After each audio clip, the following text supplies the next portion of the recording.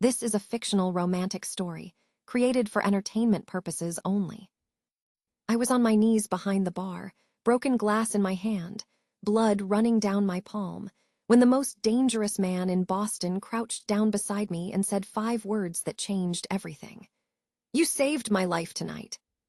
But before I could answer, before I could even look up, his hand was already wrapped around mine, pressing a cloth napkin against the cut, and his dark eyes were searching my face like he was trying to memorize every bruise I'd spent 40 minutes trying to hide under drugstore concealer. If you're new here, we're trying to reach 50,000 subscribers, and every single one of you brings us closer. Hit that subscribe button right now, leave a comment telling me where in the world you're listening from, and let me know if you've ever done something brave that no one even noticed. I see you. I promise. Now let me tell you how this happened. Let me tell you how I went from a bruised waitress working doubles at a restaurant I couldn't afford to quit, hiding handprints under long sleeves in the middle of July, to standing on a penthouse balcony 42 floors above the city, wrapped in the arms of a man the entire eastern seaboard was afraid of. A man who was afraid of nothing except losing me. My name doesn't matter yet, his does. Luca Marchetti. If you've lived in Boston for more than a year, you've heard the name. If you work in certain neighborhoods, you know not to say it too loud.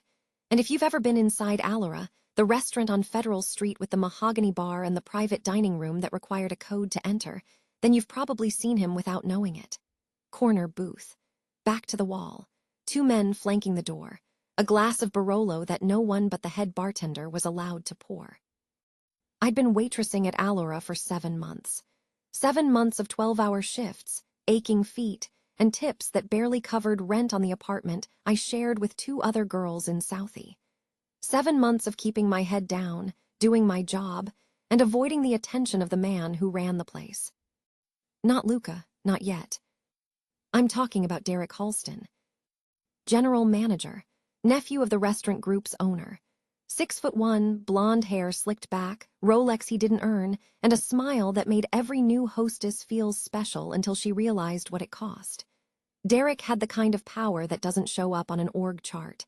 He decided your shifts. He decided your sections. He decided if you got the private room on a Saturday night when the tips could clear $400, or if you got the Sunday lunch wasteland where you'd walk out with $60 and shin splints. And Derek decided that he wanted me. It started small, a hand on my lower back when I passed him in the hallway, comments about my uniform fitting just right, requests that I stay after closing to go over the evening's numbers. The first time he cornered me in the walk-in cooler, I told myself it was an accident. The space was tight. People bump into each other. His hand on my hip didn't mean anything. The second time, his mouth was on my neck before I could get the door open, and I knew exactly what it meant. I went to Gina, the assistant manager. She told me Derek was like that and to just stay out of his way. I filed a complaint with the restaurant group's HR email address. I got an auto reply, then nothing. 2 weeks later, I followed up. The email bounced. The address had been deactivated. I was alone in a system that had been designed, from the ground up, to protect men like Derek Halston. So I did what women have always done. I adapted. I wore looser shirts. I moved faster. I never let myself be the last one in the building. I mapped his patterns, knew which hallways to avoid, which shifts he left early, which nights he drank enough at the bar to forget I existed. It worked for a while, almost 2 months. Then came the night of the Marchetti dinner. It was a Thursday, late June. The city was sweltering, but Allura was cool and dim, the air conditioning humming through the vents like a machine breathing. The private dining room had been booked for a party of 8. No names on the reservation, just a phone number that rang once to a voicemail no one would ever hear. I knew who it was. Everyone knew. When the private room was booked with no name, it was Marchetti. And when it was Marchetti, the head bartender, Carlos, handled the drinks personally. Every glass poured in sight. Every bottle opened fresh. Those were the rules, and they existed for a reason I understood only in theory. Carlos called in sick at 4:30. The backup bartender, Jem, had never worked a Marchetti night. He was good at craft cocktails and flirting with bachelorette parties. He was not good at the specific, silent protocol that Marchetti's table required. Derek pulled me aside at 5. His hand was on my arm, fingers pressing into the spot where last week's bruise was still fading to yellow. "You're running drinks to the private room tonight." "That's Carlos's section. I don't know the protocol." "The protocol is you bring what they order and you don't speak unless spoken to. You can manage that, can't you?" His grip tightened. He leaned in. I could smell bourbon and the woodsy cologne he wore too much of. "Do this right, and I'll make sure you get Saturday privates for the rest of the summer. Do it wrong." He let the silence finish the sentence. I pulled my arm free, nodded, walked away before he could see me pressing my thumb into the bruise to remind myself it was real, that I wasn't imagining the slow escalation of a man who was learning, week by week, exactly how much he could take from me. The Marchetti party arrived at 8. I heard them before I saw them. The front of the restaurant shifted. Conversations didn't stop exactly, but they changed pitch. A subtle frequency adjustment, like a room full of animals sensing a predator. The hostess seated them. 2 men took positions at the door. And then, through the narrow window in the kitchen door, I saw him for the first time up close. Luca Marchetti. He was bigger than I expected. Not just tall but broad, the kind of frame that made his tailored charcoal suit look like it was working overtime to contain something feral. Dark hair, cropped close on the sides, longer on top, pushed back from a face that belonged on a Renaissance painting if the painter had wanted to capture something beautiful and cruel at the same time. Sharp jaw, stubble that looked deliberate. Dark eyes under heavy brows that swept the room once, cataloging everything, before settling on the back wall like he'd already mapped every exit and decided none of them concerned him. His sleeves were rolled to the forearms. I could see the edges of tattoos crawling up both wrists, disappearing under expensive fabric.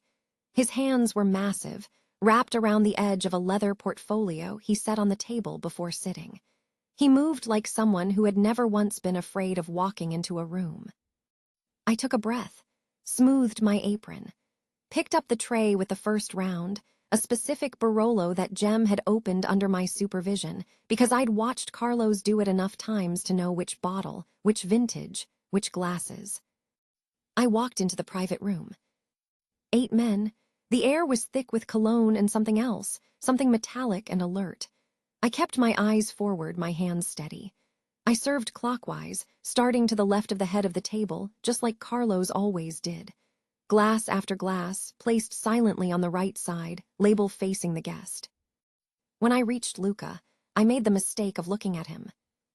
He was already looking at me. Not at my body, not at my uniform, at my face. Specifically at the left side of my jaw where, I realized with a cold drop of dread, the concealer had started to separate in the heat. The bruise was showing. A smudge of purple-green along my jawline where Derek had grabbed my face 3 days ago in the stockroom when I told him again to stop. Luca's eyes tracked the bruise. Then they moved to my arm where my sleeve had shifted, exposing the fingerprint marks.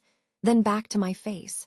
His expression didn't change, not one muscle, but something behind his eyes went very, very still. I placed his glass. My hand didn't shake. I'm proud of that. I left the room. For the next 90 minutes, I ferried drinks and plates. I moved in and out of that room like a ghost, which was exactly what the job required. I didn't speak unless spoken to. I didn't linger. I kept my sleeves down and my jaw angled away from the light. But every single time I entered that room, his eyes were already on the door, waiting for me.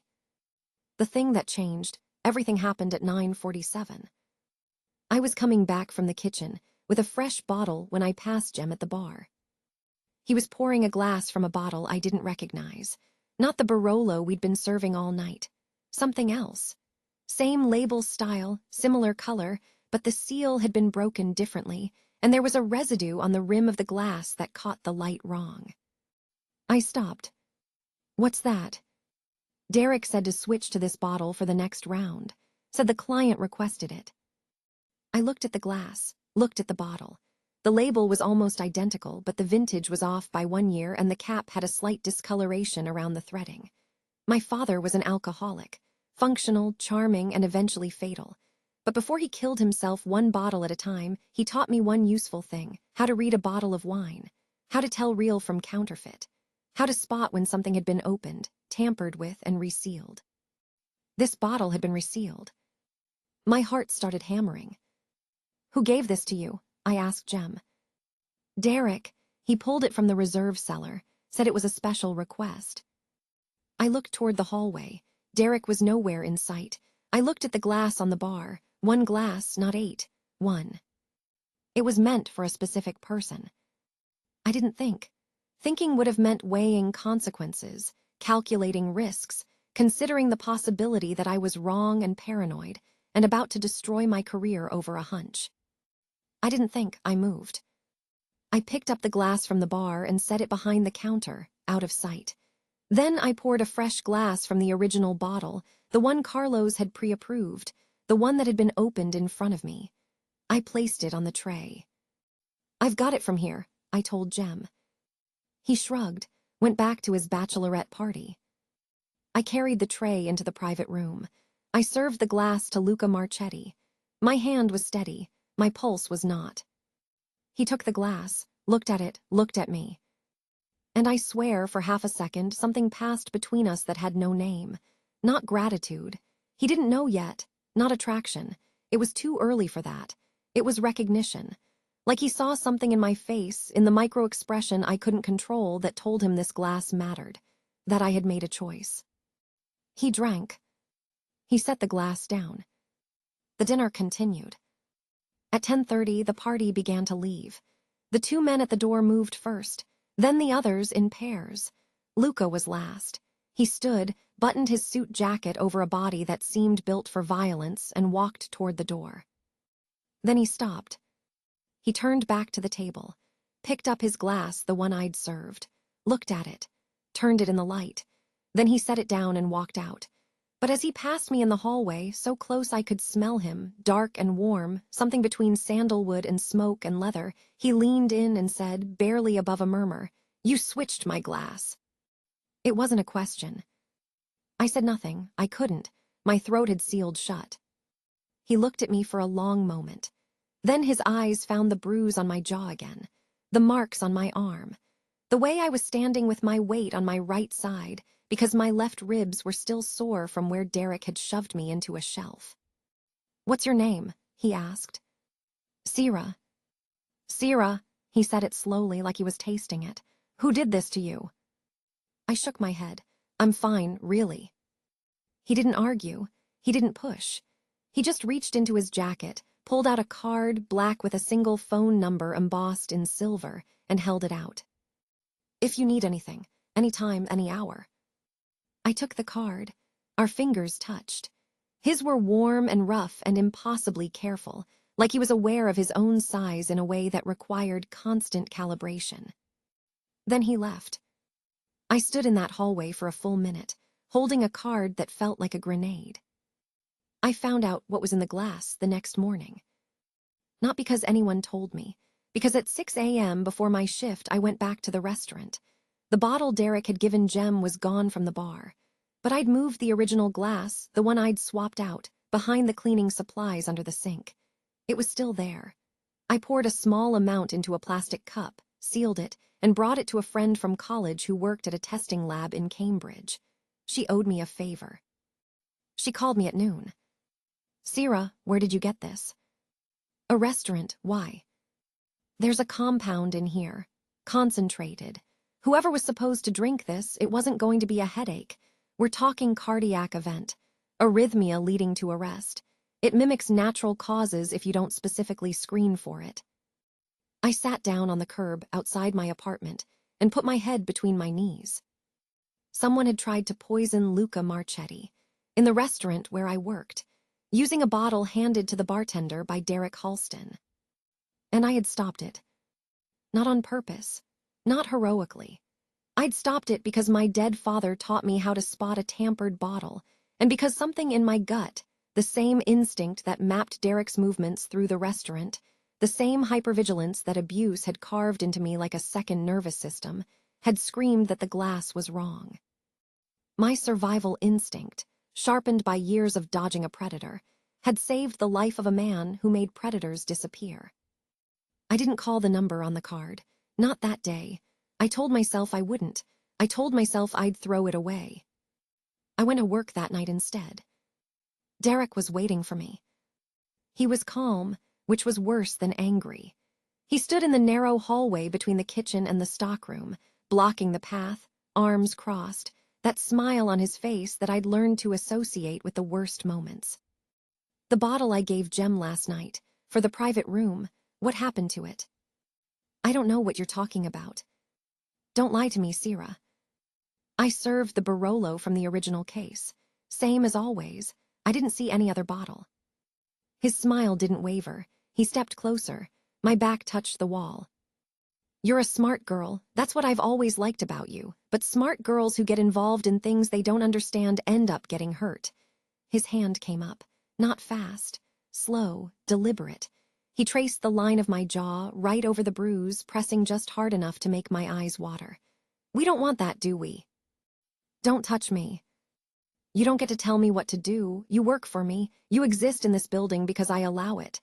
His hand dropped to my throat, not squeezing, just resting, feeling my pulse jackhammer against his palm. Whatever you think you saw last night, you didn't see it. And if anyone asks, you poured from the bottle I gave Jem. Are we clear? I couldn't speak. His hand was on my throat, and the wall was cold against my back, and the fluorescent light was buzzing overhead, and I was so tired. So unbelievably tired of being touched by hands that wanted to hurt me. Are we clear? Yes. He let go, walked away. I slid down the wall and sat on the cold tile floor and pressed my palms against my eyes until the spots stopped and the shaking slowed enough for me to stand. I worked my shift. I smiled at customers. I carried plates and poured wine and said, of course, and right away, and enjoy your evening, while my throat ached from where his fingers had been. At 11:30, the restaurant closed. I changed in the bathroom, pulling on jeans and a hoodie despite the heat because it covered everything. I walked out the back door into the alley. And a black car was waiting. Not a town car, not an Uber. A black Mercedes S-Class with tinted windows and a man in a dark suit leaning against the passenger side. He was tall, lean, sharp-featured, with the kind of posture that suggested military training or something adjacent. Sierra, he said. I stopped, calculated the distance back to the door, weighed my options. There were none. Mr. Marchetti would like to speak with you. It's almost midnight. He's aware. I should have said no. Every rational instinct told me to say no. But the irrational instinct, the one that had switched the glass, the one that recognized danger not as something to run from but something to understand, that instinct said something different. It said, this man won't hurt you. You know what hurt looks like. This isn't it. I got in the car. The drive took 12 minutes. We pulled into an underground garage beneath a building I'd walked past 100 times without knowing what it was. The elevator required a key card and a code. We went up, and up, and up, 42 floors. The doors opened into the penthouse. I want to tell you I noticed the view first. The entire Boston skyline spread out like a circuit board, harbor lights reflecting off black water. Or the architecture, exposed brick walls, dark leather furniture, marble floors that gleamed under recessed lighting. Or the bar cart in the corner, crystal decanters catching light like trapped stars. But I didn't notice any of that first. I noticed him. Luca was standing by the floor-to-ceiling windows, phone to his ear, speaking in rapid Italian. He'd changed out of his suit, dark jeans, a black t-shirt that shouldn't have looked elegant but did because of the way it stretched across his shoulders and chest, the tattoos now fully visible on both arms, intricate and dark, running from wrists to biceps where the sleeves strained. His feet were bare on the marble. He saw me, said something short into the phone, hung up. Sierra, that voice, low and heavy like a stone dropped into still water. Thank you for coming. Your man didn't make it sound optional. Something flickered across his face, almost a smile. Dante tends to be efficient with language. You could have said no. Could I? Yes, he said it simply, without defensiveness, like it was a fact he didn't need to justify. Sit down, please. He gestured to the leather sofa. I sat on the edge, back straight, hands folded, every muscle ready to bolt even though there was nowhere to go. He sat across from me in an armchair, leaning forward, elbows on his knees. Close enough that I could smell him again, that dark, warm scent that seemed to live in his skin. The glass you served me last night, he said. It wasn't the one the bartender poured. I don't know what you mean. Sierra, my name in his mouth sounded different than it did in anyone else's. It sounded like something worth saying. My men tested the residue in the original glass, the one you moved behind the bar, the one you hid. He paused. You saved my life. The room was very quiet. Somewhere far below, a siren wailed and faded. How did you know? I asked. Because I've survived in this world for 34 years by noticing things other people miss. And I noticed you. He held my gaze. I've been eating at Allura for 2 years. You started 7 months ago. Tuesday was your first night serving my table. But I've been watching you since the day you walked through those doors. I should have been alarmed. I knew that. A powerful man admitting he'd been watching me for 7 months should have triggered every alarm in my body. But my alarms were broken.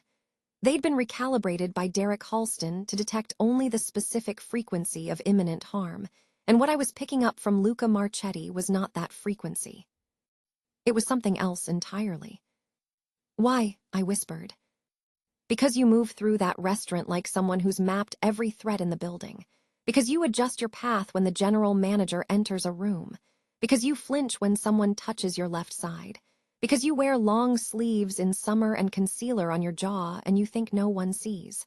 His voice dropped lower. I see. My eyes were burning. I blinked hard and looked away, toward the windows, toward the city that didn't care. The man who runs that restaurant, Luca said carefully. Derek Halston, he did this to you. It wasn't a question, but my silence was an answer. How long? 5 months. And you reported it. I tried. HR email was deactivated. The assistant manager told me to avoid him. He's the owner's nephew. There's no system that works when the system was built by the same family. Luca was quiet for a moment. When I looked back at him, his expression hadn't changed. Same dark eyes, same steady gaze, but his hands were different. They were gripping his knees, knuckles white, tendons standing out under the tattoos. Controlled fury. The kind that doesn't explode. The kind that calculates. Show me, he said quietly. What? The bruises. Show me what he did. I don't know why I did it. Maybe because I was exhausted from hiding. Maybe because he was the first person in 5 months who asked, not out of curiosity, but out of something that felt dangerously close to consequence. I pulled the hoodie over my head. Underneath, my tank top showed everything.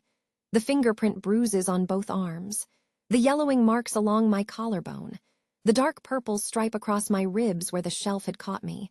I turned my face to the light so he could see the jaw clearly. Luca stood up. He walked to the window, pressed both palms flat against the glass. His reflection was a shadow over the city, and in that shadow I watched his shoulders rise and fall with one controlled breath, then another. Dante, he said, and I hadn't heard anyone enter, but the lean man from the car was suddenly in the doorway. Sir. Derek Halston, general manager of Allura, the owner's nephew. I want him found tonight. I want him in the warehouse on Pier 7 by morning. And Dante. Luca turned from the window. His face was calm. His eyes were not. I don't care who his uncle is. I don't care what it costs. Find him. Done. Dante vanished. Luca turned to me. He crossed the room slowly, giving me time to track his movement, to flinch or pull away if I needed to. He knelt in front of the sofa. This massive, terrifying man got on his knees in front of me and looked up at my face and said, with a voice like gravel wrapped in velvet, "From now on, you're under my protection. No one touches you. Not him. Not anyone. Do you understand? You don't have to do this. I know. I'm not your responsibility. I know that too. Then why?" He reached up, slowly, telegraphing every inch of movement so I could stop him if I wanted to. His hand hovered near my jaw, near the bruise, and I felt the heat of his palm without contact, like standing near a fire. "Because someone should have done this 5 months ago," he said. "And because you saved my life tonight with hands that were shaking, and you walked back into that building and finished your shift, and you let that man put his hands on your throat and you still didn't call me." His jaw tightened. "You had my card. Why didn't you call?" "Because I've learned that nobody comes." Something broke behind his eyes. I saw it. A hairline fracture in the control, in the command, in whatever armor he'd built around himself over 34 years of being the man everyone feared. "I would have come," he said. I believed him. He called a doctor. Not a hospital, too many questions, too much paperwork, too many systems that had already failed me. A private physician arrived within 20 minutes. Older man, quiet, professional, carrying a leather medical bag like something from another century. He examined my ribs, the bruising on my arms and face, checked my throat where Derek's fingers had left invisible pressure marks. 2 cracked ribs, soft tissue damage to the throat, multiple contusions in various stages of healing, indicating repeated trauma over weeks. The doctor said all of this to Luca in a clinical tone, while I sat on the sofa and stared at the floor and tried not to feel the weight of my own damage being catalogued out loud. Luca listened without expression. When the doctor finished and left medication and instructions, Luca walked him to the elevator. They spoke quietly. Then the doctor left. Luca came back with a glass of water and 2 pills. He sat beside me on the sofa, not touching, but close enough that I could feel the heat radiating off his body like a furnace banked low. "You're staying here tonight." "I can go home." "You can, but you won't." "That's not your decision." "You're right." He set the water on the coffee table. "It's yours, but you have 2 cracked ribs and a man who put his hands on your throat 6 hours ago, and I have a guest room with a lock on the inside that only you control. Stay, please." The please undid me. Not because it was polite, because it cost him something. I could hear it in the slight catch, the way the word didn't fit comfortably in his mouth, like it was a language he'd learned but rarely spoke. "Okay." He led me to the guest room. King-size bed with white sheets, so crisp they looked like they'd never been touched. A bathroom with a marble shower and towels thick as blankets. Clothes folded on the dresser. A soft cotton t-shirt and sweatpants that were clearly his. Enormous on me but clean and warm and smelling like that sandalwood smoke scent that I was already beginning to associate with safety. He showed me the lock, pointed to an intercom panel by the bed.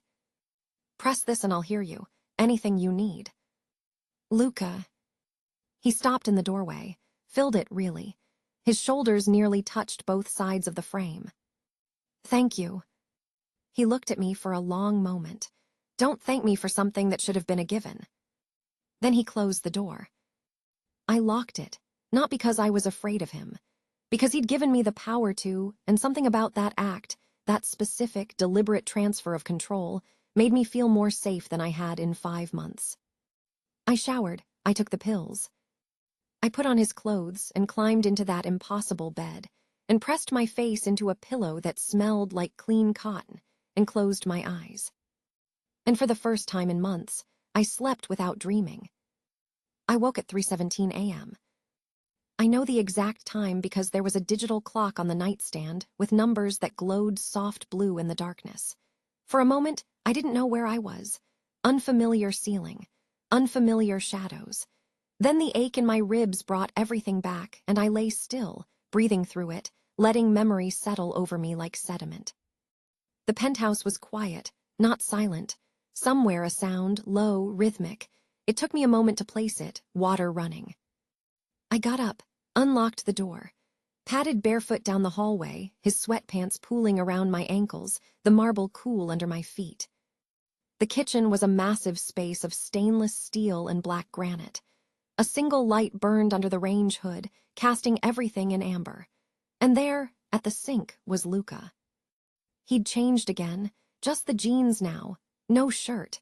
His back was to me and I could see the full scope of the tattoos. They covered both arms and climbed his shoulders, spilling across his upper back, dark ink on darker skin, a map of something I didn't yet know how to read. He was washing his hands. Not casually, methodically, scrubbing his knuckles under the stream of water with the focus of a surgeon. And as I watched, I saw the water running pink. Blood, not his. His knuckles were split. Raw and swollen, the skin torn across both hands like he'd hit something, or someone, hard enough and long enough to break himself open in the process. He sensed me before I spoke. I saw his shoulders tense, then deliberately release. "You should be sleeping," he said without turning around. "So should you." He shut off the water, dried his hands on a towel, carefully, wincing slightly when the fabric dragged across the torn knuckles. Then he turned. I'd seen him in a suit. I'd seen him in a t-shirt. I was not prepared for this, the sheer physical reality of him without barriers. The tattoos continued across his chest, intricate patterns over hard muscle. A scar ran along his left side, old and silver. His stomach was flat and ridged, and his jeans hung low on his hips, and I was standing in his kitchen at 3 a.m. wearing his clothes and looking at his blood-stained hands, and I was not afraid. I was something else entirely. "Is it done?" I asked, meaning Derek, meaning all of it. "It's done." "Is he alive?" Lucas said it flatly, like he was conceding a point he'd argued against. Alive and aware that his career, his uncle's protection, and his continued residency in this city are all things that I now control. He will never touch you again. He will never speak your name. He won't even remember it if he knows what's good for him. I leaned against the doorframe. The relief was so acute it was almost physical, a pressure releasing behind my sternum that I hadn't known was there until it was gone. "You shouldn't have done that." "Probably not." "Your hands." He looked down at them, flexed his fingers. "They'll heal." "Let me." I don't know where the impulse came from. This man had people. He had Dante. He had doctors. He didn't need a bruised waitress with cracked ribs to tend his wounds in a dark kitchen. But I crossed the floor anyway, bare feet on cold marble, and I took his hand in both of mine and turned it over in the amber light. His hands were enormous, scarred and calloused and capable of things I would probably never fully know. But they trembled just slightly when I touched them. He stood perfectly still, barely breathing, like any sudden movement might break whatever spell had brought me across that kitchen. I found the first aid kit under the sink. I cleaned his knuckles with antiseptic, wrapping the worst ones with gauze. I worked in silence, and he watched me with those dark eyes, and the city hummed 42 floors below, and the space between us was so charged I could feel it on my skin like static before a storm. "Sierra." I looked up. "I need you to know something."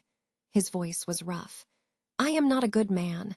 The things I do, the world I operate in, it's not something I can justify or explain away. I run this city's underworld. I've done things that would make you look at me differently if you knew. I watched you wash someone's blood off your hands 5 minutes ago. And you're still standing here. I'm still standing here." His free hand came up, again, slowly, again giving me time to pull away.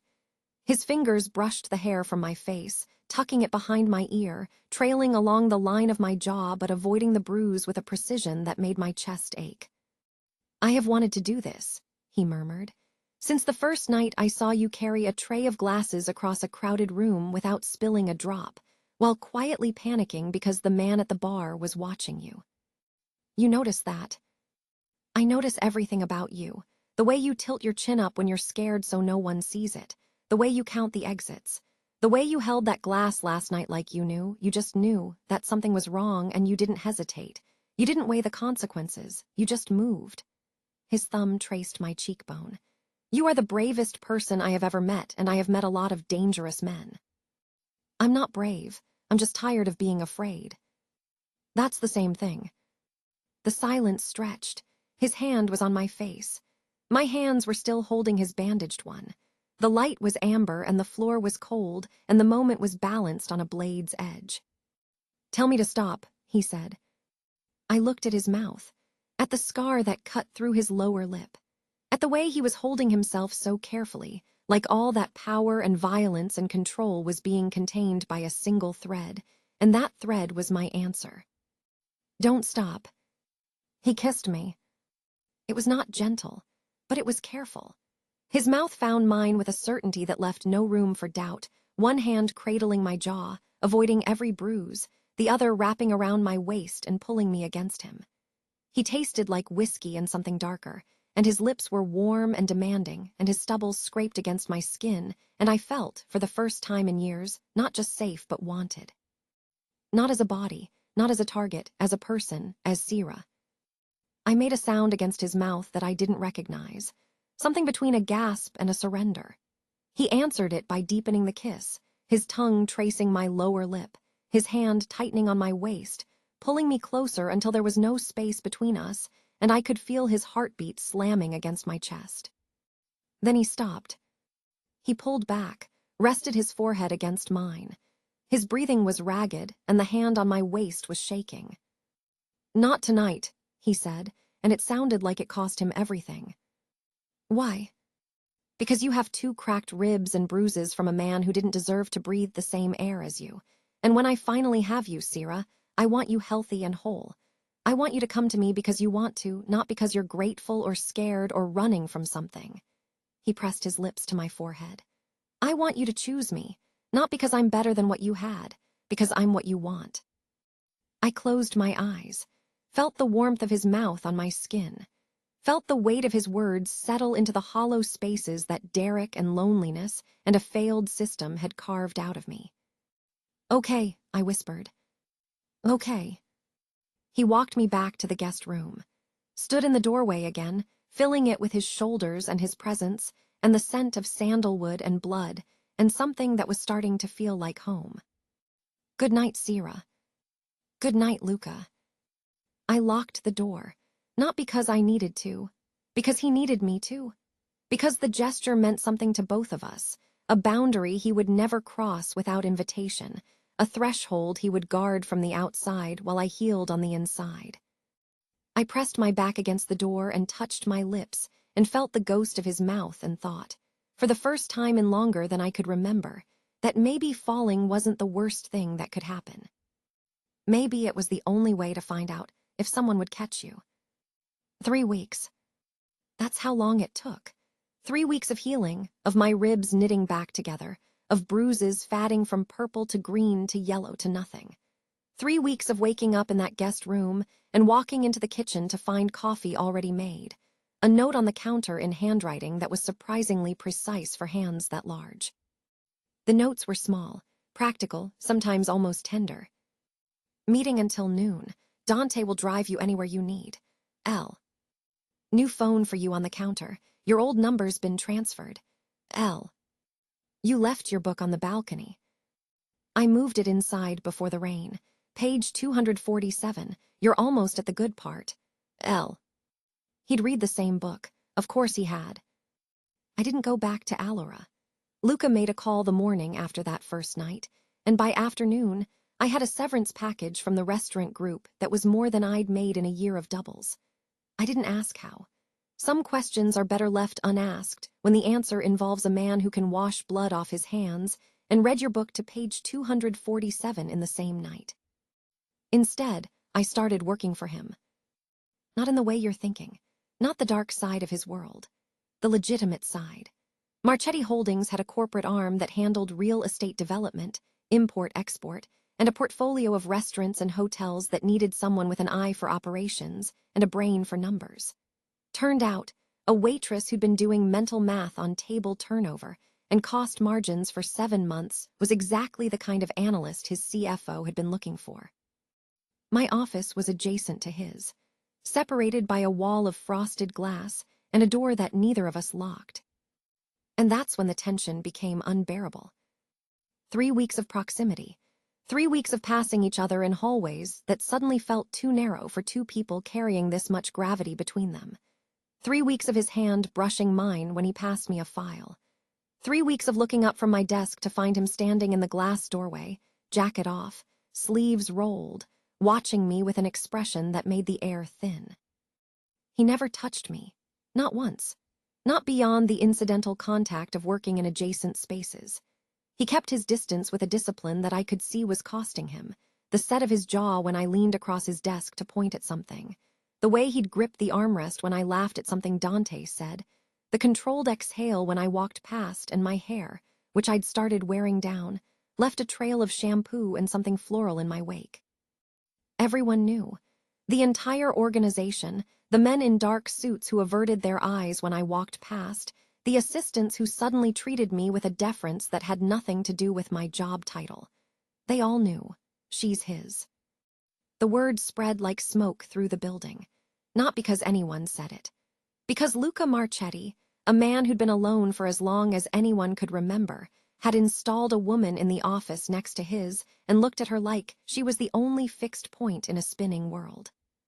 The whispers didn't bother me. For the first time in my life, being seen felt like safety instead of danger. Derek Halston, I learned in pieces. He'd been found by Dante's men at a bar in the financial district. What happened at the warehouse on Pier 7 was never discussed in detail, but the result was clear. Derek resigned from the restaurant group the next day. His uncle didn't fight it.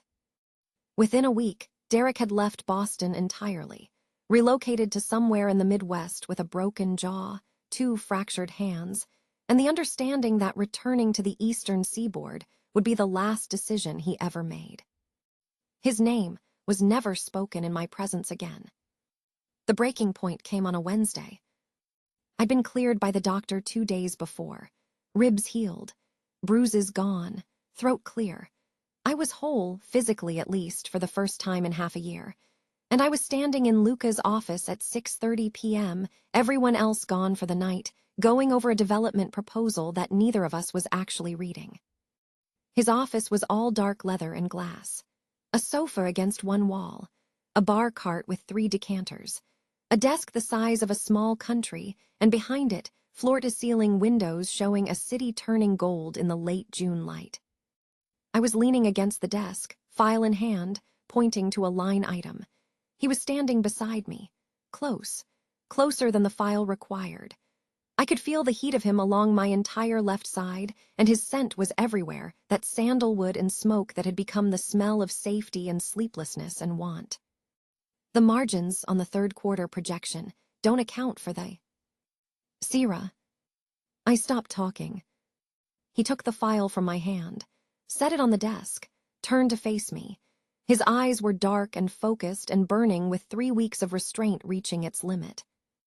I have been patient, he said, and his voice was lower than I'd ever heard it, a frequency that I felt in my chest. I have been careful.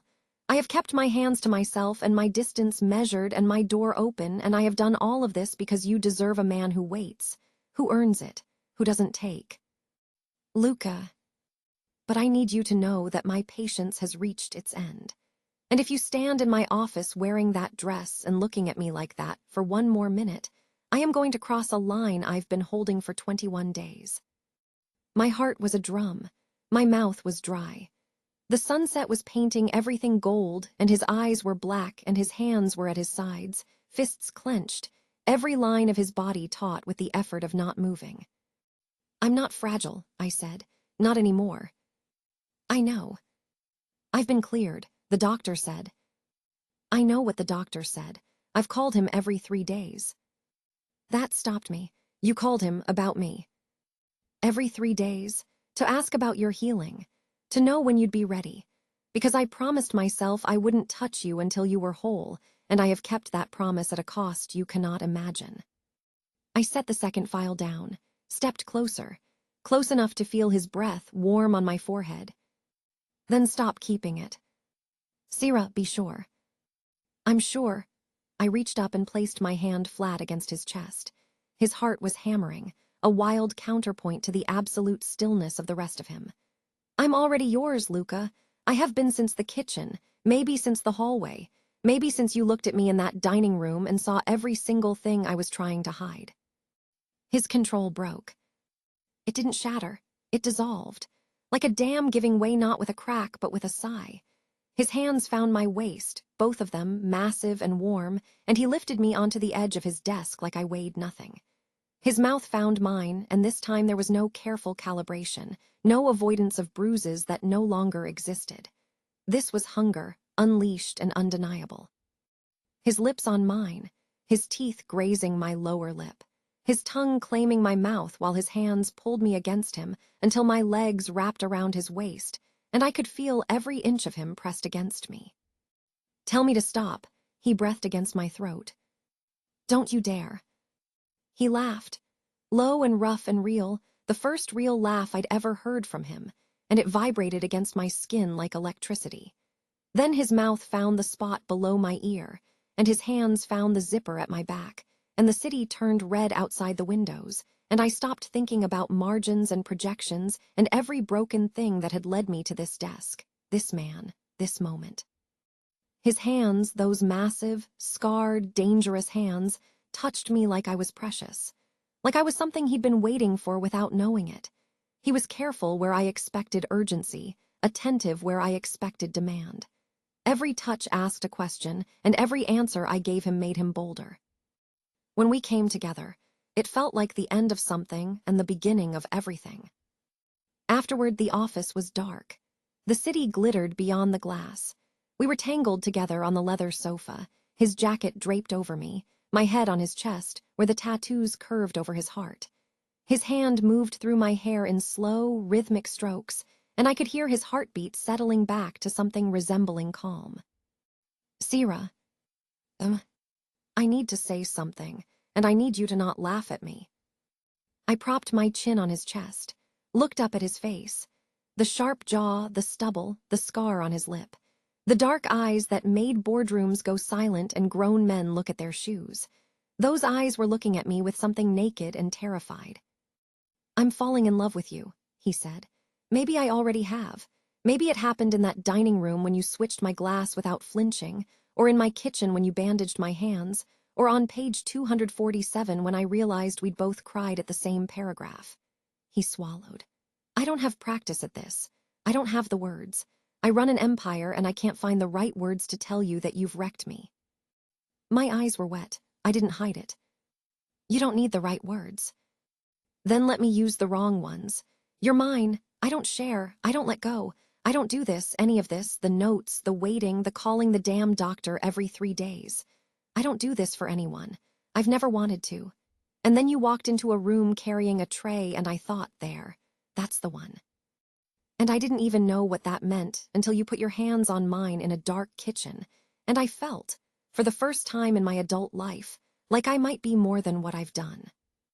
I kissed him, slowly, tasting the salt of words he'd never said before and would probably never say to anyone else. "I love you," I said against his mouth. "I knew in the kitchen, when you said I would have come, because I believed you, and I haven't believed anyone in a very long time." He pulled me closer, pressed his face into my hair.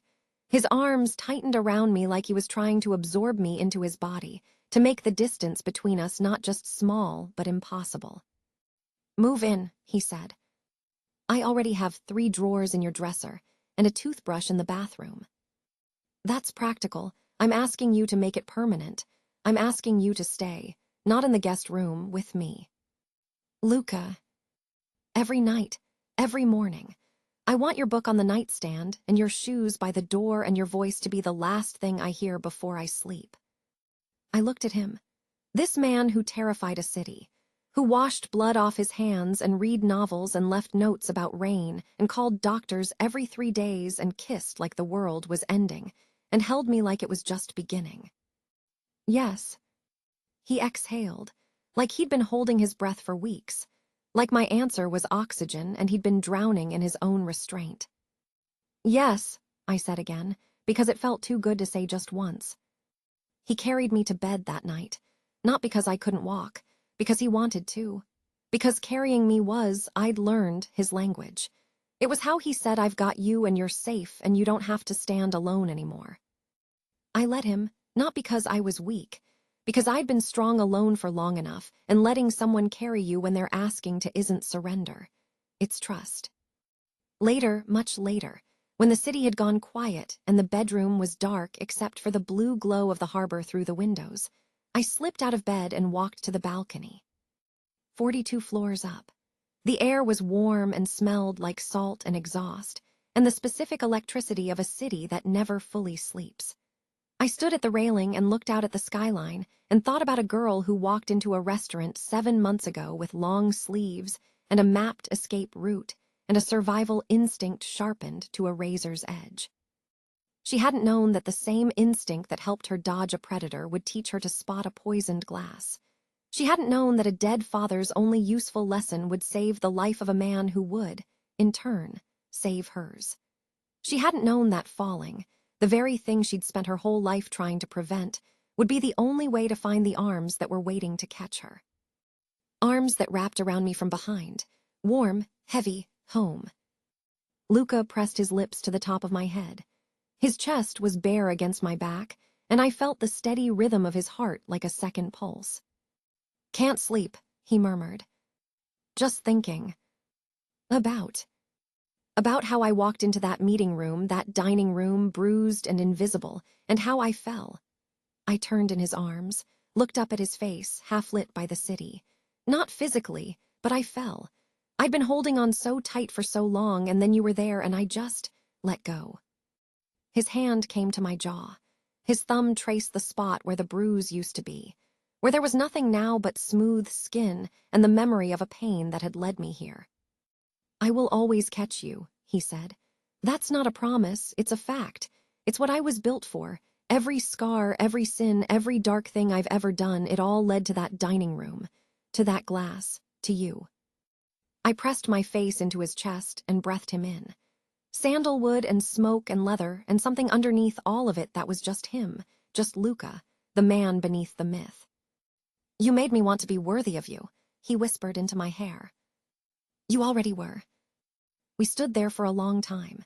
Two people who'd been broken by different things, finding in each other not perfection but recognition. Not rescue but partnership. Not a fairy tale but something better, a real story, with bruises and blood and a poisoned glass and a kitchen at 3 a.m., and a man who waited 21 days because he thought I deserved it. I walked into that dining room bruised and alone. I switched a glass because my gut told me to, because my broken parts had made me vigilant, because damage and instinct are sometimes the same thing. I fell. And in falling, I found everything I never knew I needed. Now I want to hear from you. Do you think Luca went too far with Derek Halston? Was his kind of justice the right response when every legitimate system had already failed? When he said I was his, some people might call that controlling. To me, standing in that kitchen with his blood on my hands and his heart in his words, it felt like finally being valued. Like being claimed by someone who was willing to bleed for that claim. What do you think? Where's the line between possessive love and something toxic?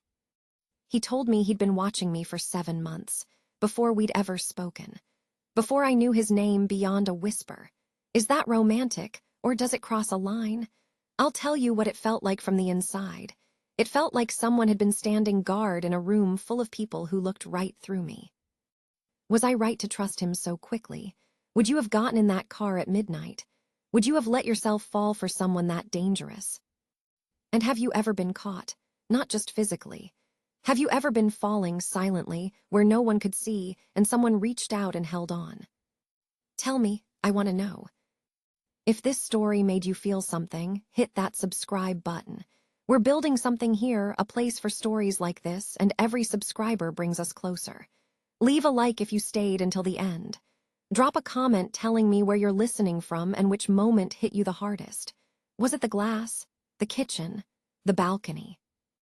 Share your own story if you want. I'll read it, I promise.